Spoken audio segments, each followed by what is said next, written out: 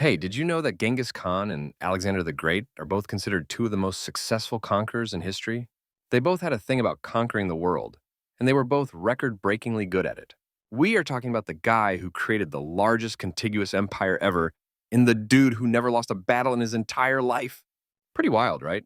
Today, we're diving into a fun but intense hypothetical showdown: Genghis Khan versus Alexander the Great.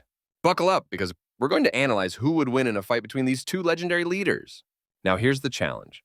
Comparing Genghis Khan and Alexander the Great is no easy feat. They lived in totally different times and places. Genghis Khan, born in Mongolia in the 12th century, formed the Mongol Empire, while Alexander from ancient Macedonia was strutting his stuff in the 4th century BC. They had their own unique strengths and strategies that made them successful. So, how do we even begin to compare them? It's like trying to pit a lion against a shark. Two beasts, but totally different environments. Let's break it down a bit.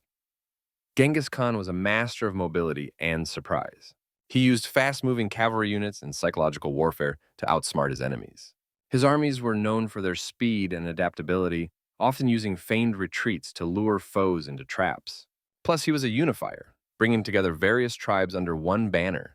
On the flip side, we have Alexander, who was all about disciplined formations and strategic planning.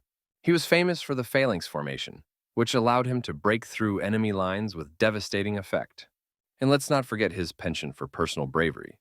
He led from the front, inspiring his troops to follow him into battle. Both conquerors had their own legendary battles: Genghis at the Battle of Khalkha and Alexander at Gaugamela. It's a clash of styles, folks. Now, if we imagine a direct confrontation, how might it go down? Picture this: Genghis Khan's cavalry moving swiftly across the battlefield, trying to flank Alexander's tightly packed phalanx. Meanwhile, Alexander's forces hold their ground, using their shields and spears to repel the Mongol charge. Genghis would definitely try to exploit any weaknesses, perhaps using hit-and-run tactics. But Alexander's strategic mind might just find a way to counter those moves. In a nutshell, it could go either way, depending on the terrain and tactics employed. So who would win? It's a tough call. Genghis Khan had the advantage of speed and adaptability, while Alexander brought disciplined strategy and battlefield experience. Both were brilliant, but the complexity of their strengths makes it hard to declare a definitive winner. It's like trying to pick your favorite ice cream flavor. Everyone has their own preference. Now, I want to hear from you. Who do you think would win in this epic showdown? Drop your thoughts in the comments below.